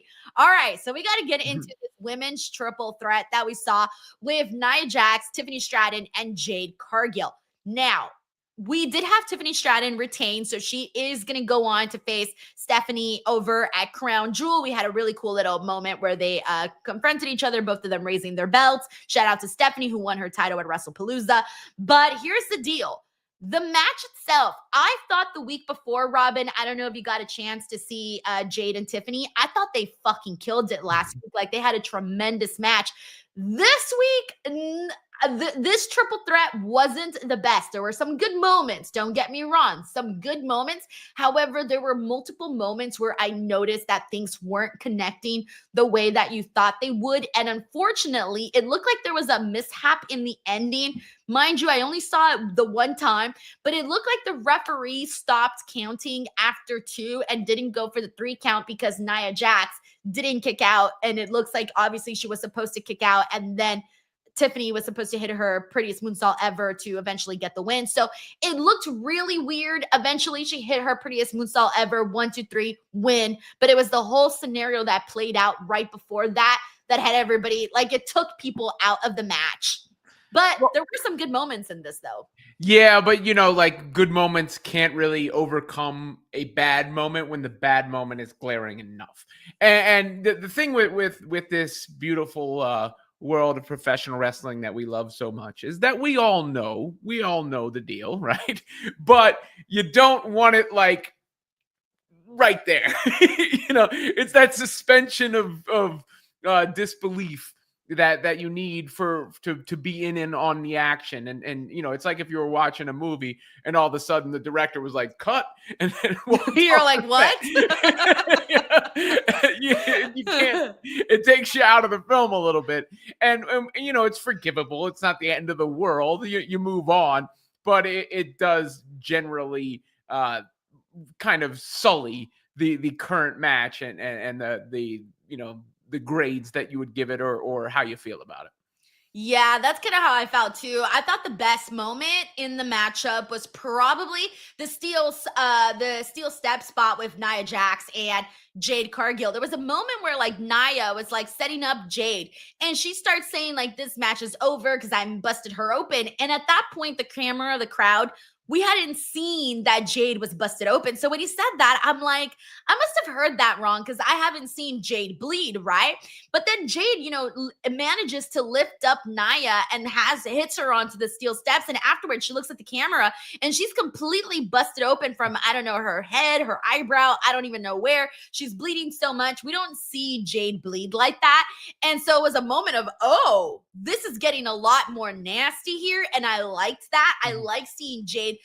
You can tell that once the blood hit, it ignited something in her because she's in the camera like fired up, man. I don't think I've ever seen Jade that fired up. Yeah, no, and Jade is in the middle of like, she's in this growth period where we're kind of watching her. I was surprised at SummerSlam the way the result went down, and you wondered at that point, oh, do they think a different way than they once thought? But I think since then we've seen her back on the ascent a little bit and kind of building up the chops, everything she needs to be what we all believe she has the potential to be, which I guess you want to see that sort of animated reaction as part of that evolution as well. But, Jade Cargill, I do think is, barring what we just talked about a few minutes ago, making the progressive steps to get to that next level. Oh, I think she is. I think she knows that there are certain things she still has to do to step up her game if she wants to get that strap, because the bar for women's wrestling in WWE. Like, it's high, man. It's really, really high. Like, you got very competitive people that can go. And, Jade has improved a whole lot in WWE. I don't think she's still yet at like Tiffany Stratton or like Stephanie level, but regardless, like, she's starting to climb up those rankings. And I do think within due time, she will be champion. Now, I do want to go ahead and get into the super chats. Stephen Marchuli here says, get the oxygen tanks ready for Tiffany versus Stephanie. Robin, when you look at this match, Tiffany Stratton is currently undefeated. I think they said her streak is like 16-0 right now of undefeatedness. So she's going to go into this match with Stephanie and Crown Jewel, champ versus champ. I'm feeling Stephanie needs to get this win because she's a new champion. She needs to solidify herself. She needs a big moment. I think she's winning. Do you see it differently, or do you agree or disagree? Yeah, I mean, I feel like the rocket ship is on Stephanie Vaquer right now, and I don't see that slowing down anytime soon. I mean, there was a time we said that about Tiffany Stratton, and I don't think that's really gone the other direction or anything like that. But these things tend to be a little cyclical, and it feels like it's her turn. Or else, the way I would look at it is, why is she in the picture this way if it's not going to come to fruition? She's got the crowd support. She feels like she's next up. She feels like she has the chance to get that kind of Rhea Ripley energy around her going forward. So it doesn't make sense to squash it right now. Yeah, I'm with you on that. I feel that. I think and then eventually, speaking of Rhea Ripley energy, people want to see that match. And I feel like if you build and you build and you build Stephanie as a strong champion, then when that moment comes, like, there's money right there to be had. Like, that could be your Las Vegas WrestleMania match, Stephanie versus Rhea. If all of the cards get played out correctly, that can be it. Thank you so much, Steven. We got Bob Ross Jr. here who says, hey, Bob, he says, all I got to say is that I need Stephanie to win Crown Jewel Championship because I know the internet is going to flip out if she doesn't. It's because, I feel like, look, Stephanie is going to come across some barriers. We know this. We know that that's going to happen. But right now, she has really connected with the audience. And coming off of WrestlePalooza, there was a lot of negative conversation regarding that show. You want to know what wasn't one of them? You want to know what that shiny beacon was for a lot of people? It was Stephanie and Io. Oh, yeah. That was, I think that the tag match people kind of liked, and that one, right? Like, those were the two that got some sort of, that was the feedback I got from my son. I was at a wedding last weekend, Denise. My good buddy Vega got married, and this was a very traumatic experience because, sorry for the sidebar, but I think. No, I'm good with that. I love wedding stories. So I'm at the wedding, right? And the phones are going crazy haywire with the texts. Wedding had happened. This is afterward, the reception, whatever, at the table. Wait, the wedding was the same day as WrestlePalooza? Mm-hmm. Oh, yeah. I see. Okay. And it's from him because it switched over to ESPN and they couldn't figure out how to get in. And like, it was going over and I'm trying to, like, I can't leave or whatever, it's my good buddy. What do we do here? But I also I know the feeling that he's feeling, right? Like, I know I have to fix it and solve it. And when I got on the phone with him, like, I can hear him crying on the other side, like he couldn't get in. And eventually it got solved. It took a little longer than it probably should have. Because it was a mess. Yeah. Okay. And then don't worry, he wasn't the only one that was frustrated with that. Yeah. And then after the fact, I look at my phone and I see a text. WrestlePalooza was mid. Women's. Was it from the same guy? It was from Raj, yeah. Wait, so it was wait, hold on. It was Raj that called you. Yeah, Raj. Oh, okay. I thought it was your other friend. Okay, so you were at the wedding and your son was trying to get into WrestlePalooza through ESPN. Yeah, okay, yeah. I get it now. That's okay. Otherwise, my friend buzz off. I was like, your friend was crying? No, but it's like a dad when you that feeling of like frustration. He wants to watch it so bad and he can't get it. And I'm like, I gotta fix it. I would have 100% called my uncle crying as a little kid if I couldn't tune into WWE because I couldn't figure it out. I would have been like, yeah, I get it. When you're a kid, hell yeah. So even Raj was like, it was mid. Yes, he said it was mid. What match did he like most? He liked the tag match and the women's match. Those were okay. Everything else he didn't like. Though I will say, he's a big Jey Uso fan. Yeah, he's a big Jey Uso fan. When I went back and watched, I like the Brock Lesnar decision personally. So I know that might be controversial. No. I mean, I'm sorry, but like, okay, hold on. Did you already want Brock to win even before the match? I'm like was rooting for Cena because I've been wanting him to go, have these heroic moments, but it makes sense to me. Again, See, like it did not make any sense to me. I looked at that, like from the very beginning when I was doing all the predictions, I'm like, John Cena has to win. There's not really a reason for me to want Brock to win this match. Like, there's nothing there. The upside is the happy story with John Cena winning. Easy peasy. Let's not put that much thought. This is, to me, it was one of those outcomes that didn't need to have all of this extra thought. It was just John Cena wins. Let's move on. We're about to get his retirement. And then when they did the match that they did, followed by the Brock decision, I was like, yep, they missed the boat. And I know I wasn't wrong because of the outrage that we saw on the internet regarding that outcome. Which is why I think it was right. See, but that's because Robin, you always want the heat. Robin always wants the heat. Sometimes we don't always need the heat. Sometimes we can eat food from the other section. Yeah, but I mean, Brock is coming back for he's not here for just a second. He's coming back. But John Cena's retiring. That to me is far more important than Brock Lesnar coming back. It wasn't his last match, and so I think that shock, which it's just a proven formula, like that Brock squash and the shock that comes after. And did you like the match? No. I'm not saying the match was great. Okay. I get the decision. I get the decision behind it and the methodology. All right. Thank you, Bob Ross Jr. We got Infamous Raider Loco. I see we needed to get Frank in here. He's the creator of Get the Tank. So he says, what's up, SmackDown crew? Lil Man and me enjoyed the show. Damn, Jade busted up. Great match until the ref ending. What a birthday gift, Stephanie versus Tiffy. No, wait, when's the date? Isn't it wait, hold on. Oh, yeah. No, wait, I panicked. I thought it was Frank's birthday today, but then I remembered it's his birthday's the day of Crown Jewel, the same day as Rhea Ripley. Okay. Sorry, it took me a second. I was trying to remember and I panicked. I thought it was today right now. Thank you, Frank. All right, we got GZ ACG. Thank you so much for the super chat. He says, how was that crowd so pitiful? NXT Orlando crowd equals lit. WWE Orlando crowd equals poo. Yeah, I noticed it during the women's tag match with Julia and Kiana and Michin and BFAB. That crowd did not care, but I also don't necessarily blame them because they haven't really done much with those four girls.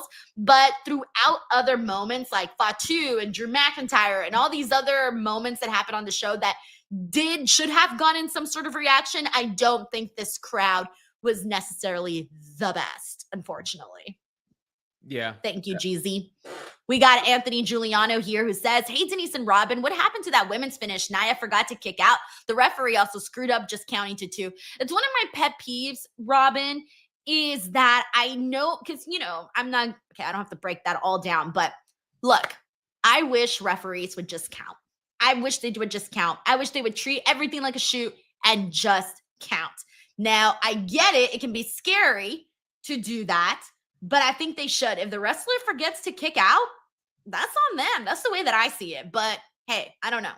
No, I agree with that. I think at that point, it's on the ref to make the right. Even if there was like a slight delay, I mean, no one would probably bat an eye at that, but it doesn't make any sense for the ref to stop counting. So it even if it feels abrupt, at least it feels just, and nobody be calling botch after the fact. They'd go, huh? But they wouldn't be calling botch. Yeah, the crazy thing was, I think if I remember correctly, Nia kicked out, but way after, once everything was already said and done. I don't know. It was a little bit weird, but hey, it happens, right? Thank you, Anthony. We got Bob Ross Jr. here who says, I honestly think Bianca was planned to dethrone Tiffy at Evolution or SummerSlam. Yeah, she's taking a minute to return and get her groove back. I don't know necessarily what the holdup is there. It feels a little weird that nothing's really happened here, but I think they're probably going to want to work towards Bianca and Jade at some point. And I think they're waiting to heat up Jade the way she's been going right now. And at some point, if she keeps going this route, she's going to be ready for Bianca. Yeah, no, I mean, and I think that's been a long game kind of play to get those two. So that definitely makes sense. I mean, the women's division is so rich with talent. There's so many different combinations that you could put out there that would be, sign me up. Thank you, Bob. We got Anthony here who says they teach you in wrestling school to count to 3 whether or not that was the finish, because now everyone looking at you like dumb. Look, that's kind of like the philosophy that I side with, is just count. Again, I get it. I've never been a referee, so I can't really put myself in that position, but I would hope that they would just count, because it does take you out of it completely. Thank you, Anthony. We got Infamous Raider Loco who says, forgive me, get the tank. I'll also miss it live, but I can't wait for spoilers of matches as I'll be celebrating Mommy's and Mine's birthday. What a present to Tiffy versus Stephanie. That's right, because Frank's going to be partying for his birthday. It's awesome. We got Bob here who says, I'm going to say it. Tiffany feels like a placeholder champion until Bianca comes back and is 100% healthy. See, I don't feel that way in regards to Tiffany. She doesn't feel like a placeholder champion to me. I think she's been doing a really good job with the matches that she's had. I think what's probably been missing is that she's sort of been around the same people. Like after her big hot feud, Robin, with Charlotte, let's be real. She's been sort of surrounded by Nia the whole entire time since then. She hasn't had another hot feud like what she did with Charlotte. And, look, she's been the champ for a minute now. It's not, placeholder to me doesn't signify an extended run. I mean, Tiffany Stratton, if you really go back to, I think it was the Elimination Chamber in Australia, right? Yes. That was kind of what felt to me like the makings of Tiffany Stratton. And, since from there till now has been the championship was the culmination of that run, the cash in, which was awesome too. So that definitely didn't feel like a placeholder move. Yeah, no, I wouldn't say placeholder champion. I mean, look, every time somebody like Bianca comes back, they got a chance to take the strap off somebody. Not saying she's not going to lose it, but I wouldn't say it's, it was just like a flash in the pan. It would have ended by now if she was a placeholder. Yeah. They wouldn't have done the Money in the Bank win, like you mentioned. There's a lot of things that they wouldn't have done if she was a placeholder champion, and she's way past that. I think she just needs more hot challenges. We got Anthony Giuliano here who says, where'd you get your microphone, Denise? I got it on Amazon. Thank you for asking. We got Issa David here who says, ugh, she keeps winning because she's blonde, right? The old men in Gorilla have a crush on her, don't they? She's not a good wrestler. Enough is enough. Stiffy needs to lose. She hasn't fought anyone, just Nia every week. See, okay, I think Tiffany Stratton is a great performer. I love her work. I think she's awesome. I think the problem has been the last part that you just mentioned, which is just Nia every week. That's what I think the problem is. That Robin, I mean, there hasn't been really anybody else in her orbit. I've been saying they need to bring more women to that SmackDown division. Like I was mentioning, Soruka, Jordan Grace. Jordan Grace is the big one. I think once she's done with this Blake Monroe stuff on NXT, this woman needs to go to SmackDown, because that is where we're going to start to see some new, fresh opponents and things of that nature. Again, Tiffany and Jade last week killed it. Loved it. I also really did like her match a long time ago that she had with Nia Jax. The problem is that it's just been Nia Jax primarily since then. But I do think Tiffany Stratton has done a good job as champion with what she's been given. Thank you, David. No, I think that's a good point. And it does feel like they're running on, repeats a little bit. That's been one of the problems with the booking in recent times, to be honest. Like, some of the repeats on SmackDown like that, and then the Raw ending the same way 9 out of 10 times. Oh my gosh, I felt so relieved this past Monday when they didn't end Raw the way they usually do, and they had a women's match to close out the show. I was like, wow, this is so refreshing. Oh man, thank you so much, Issa David. We got JJ Castillo here who says, so excited to see Crown Jewel in Australia. Card is so stacked. The crowd will be lit. 5 a.m. is early to watch, but I'm willing to be up early. I am too. BTW guys, I will be here streaming for Crown Jewel. I don't know, Robin, I don't know who's filling in for me on Busted Open, but I've been told someone's filling in. So I don't know, maybe they've called you already. Maybe they haven't. I don't know, but someone will be filling in for me that day on Busted Open, because I will be here doing my Crown Jewel watch along and review. Thank you, JJ. We got Perfect Plex here who says Brock would have won Brock 1 would have been okay if there was a rematch. Who's booking this shit? Thank you, Perfect Flex. We got Stephen Marchuli here who says, let Monroe be the one to beat Tiffany. Epic feud potential. I'm on Taliffy time. I think it's still going to be a while until... No, you know what? I can see Blake Monroe also getting called up from NXT quickly. Yep, there's no reason why she should be stuck in NXT forever. I'm with you, Steven. All right, we got Anthony Giuliano here who says, what happened to Ash by Elegance? She gave up the title. They announced Monday Night Raw will be in Orlando December 29th. Anthony, I don't know because I'm not watching that show right now, Victory Road. However, I did see people telling me in the chat that she vacated the title and Kalani Jordan is in the match instead. And I guess Indy Hartwell is the special guest referee. That's the only thing that I know at the moment. Since I'm not watching the show, I don't know what was said or what happened. I literally only know what people told me here in the chat right now. So I'm sorry I couldn't give any additional information on that, Anthony. Alrighty. But now let's go ahead and get into the rest of the show and some other big highlights and moments that went down. I think really the other thing that we got to get into is Cody Rhodes and Paul Heyman having a little bit of a confrontation that led to the Vision going out there and brawling with Cody Rhodes. And of course, Cody Rhodes, a man in a suit, was not going to take out the Vision. So the Vision takes out Cody Rhodes. What'd you make of what you saw for the opening of SmackDown, Robin? I thought it was solid, right? I mean, I thought, the Heyman promo was solid. Again, Brock Lesnar gets the reaction from the crowd, just the mention of his name. Felt like a little bit of a different mix with Cody involved there because we just talked about Raw and it always being the same. But you get the Brock Lesnar mention, a Roman Reigns tease, right? He's mentioned in there. So a couple things to think about the future. And then a different cast of characters involved in the mix, at least a little bit with Cody Rhodes there. So, it wasn't amazing or anything, but I thought it served its purpose and worked. Yeah, I'm with you too. Now, I have a question for you because a lot of people in my chat during the watch along were saying that they're over Cody Rhodes. Now, I know you were a Roman Reigns guy. I was a Cody Rhodes girl. How do you feel about Cody right now as champion? I mean, I'm going to defend him. He's not my favorite personally, but what he's doing is very difficult in the sense of being a babyface champion is hard. Being the only I'd have to go back, before the Attitude Era in the NWO to like Hogan and them. Otherwise, it's John Cena. That's it. And that's why the John Cena and Cody Rhodes face-off worked so well when they were both faces at SummerSlam because it felt like a little bit of a passing of the torch moment. So it's easy to sit here and say Cody Rhodes is boring or you're done with Cody Rhodes, but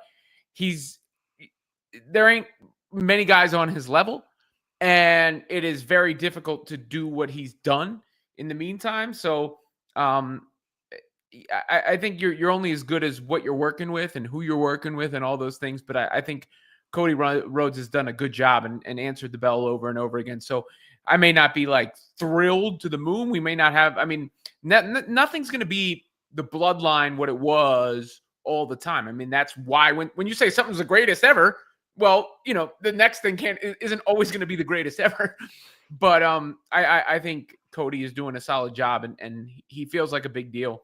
And they did the right thing in retrospect with him and Cena as well. By the way, John Cena going out, and doing the job to help people on the way out the door. So I'll defend Cody Rhodes, even though he's not like my guy. I think Cody Rhodes is the only person that I have this kind of patience for. If it was anybody else, I would be like, I'm over it already. Oh, it's quite a new champion. But I think because it's Cody Rhodes, I feel a little bit different about it, where I'm like, nah, I'm going to wait it out. I'm going to see what else we can get. Like, let's give it time. Let's build up some stories. Let's see what happens. Because that's what it is. One really great opponent, one really great story. That's all you need to all of a sudden really bring out a lot of interest in something. And speaking of that, actually, perfect segue into Drew McIntyre and Jacob Fatu. Oh, Robin, I nearly lost my mind when I saw that Fatu came out to confront Drew McIntyre. I thought these are both my favorites. I know they're going to have a hell of a feud. They're both good on the mic. They both got a lot of attitude, and they're both good wrestlers. Forget about it. I think we can get something good here. So I was very excited, and this feels so fresh. So I'm interested. Like, this had my intrigue of what we might see to come here with Drew and Fatu. How'd you feel about this? 1000% agree. My only reservation is Drew McIntyre going to take another L here, and at what point, does that start to take a little bit of a toll on him? Like that would, because I don't think Jacob Fatu can come. Maybe it's an extended feud where you toss it back and forth. Maybe that's the way to do it, but I'm 100% with you in the fact that it felt fresh. It felt exciting. I'm looking forward to these guys cutting each other down. I'm looking forward to these guys squaring off. But I did hit fast forward in my mind, thinking off of Drew McIntyre's loss to Cody, and then like, oh, is he going to lose to Jacob now too? And then like, is that what Drew McIntyre is? So Jacob also needs a big win too. Yeah, right? Like, so how do you balance that? That's the challenge. By the way, I can't believe I almost forgot to mention this. Randy came out to help out Cody Rhodes when he was out there getting beat. I don't know how I forgot to mention Randy. He's back. I was expecting him to come out at WrestlePalooza when they had said Cody and Drew was the main event of WrestlePalooza. People were expecting something massive to happen, and then nothing happened, right? It was just a straightforward win. I was expecting Randy to come out there, and then lo and behold, he comes out on SmackDown. This is obviously the feud people are waiting for. Do you think Randy turns heel here, or do you think they kind of do like a respect sort of thing between Cody and Randy eventually? I mean, you can never count out the prospects of a Viper heel turn. I'm not feeling it imminent right now. I am kind of feeling like the respect tour angle of it at this moment, but there's always that RKO behind door number 2. But I will stick with door number 1 for right now. All right. I'm with you too. I don't really know how to feel about it just yet. I just know I want the match. I know I want the story, but that's kind of like the extent of that. But I'm happy to see Randy back and seeing him in there with Cody. That feels like we've been waiting for, and we've been pulling the string, waiting to get to the end of the prize. And I feel like we're getting closer to that. So I'm with it. Thank you so much to Anthony Giuliano. Alrighty, everyone. That, my friends, was Friday Night Smackdown. Wow, such an easy show to just like go in and break down and discuss. So I want to thank Robin for coming back here, for doing the post show. We're back, we're ready. And then want to thank everybody here who's hanging out with us, watching either the watch along or the review or both. Before we wrap things up, just a friendly reminder: the QR code that you guys see here on the screen does take you to my Wrestling Clips channel. So if you haven't subscribed yet and you're too lazy to type in Denise's pieces, you can just scan the QR code and it takes you immediately to the Clips channel. I am working night and day going through my library of content to get videos up. So check that out, subscribe, click on the videos if you see them, because the more clicks that they get, the more the YouTube algorithm will actually show them to people. Robin, where can the people check you out and see all of your work? Yeah, follow me. You can see my handle right there below, over on YouTube as well under my name. And I did get the Ring Rascals channel up and running. There's only a few videos right now, but it is, you can't get more until you start. So there's a few videos over there on Ring Rascals, including their reaction to Rhea Ripley getting misted, some Target action figure reviews, a 4-year-old guessing wrestling theme songs. He did very, very well. So that kind of stuff over there if you want to check out my Ring Rascals. That's so cute. I'm glad you finally got the channel started. Finally, Robin. Now's the chance. Now or never. Alrighty, guys, make sure to check that out. Make sure to subscribe here if you're already here. I will be here tomorrow for NXT No Mercy, doing watch along and review. So I hope to see some of you guys there tomorrow. Catch you guys on the next one. Bye, everyone.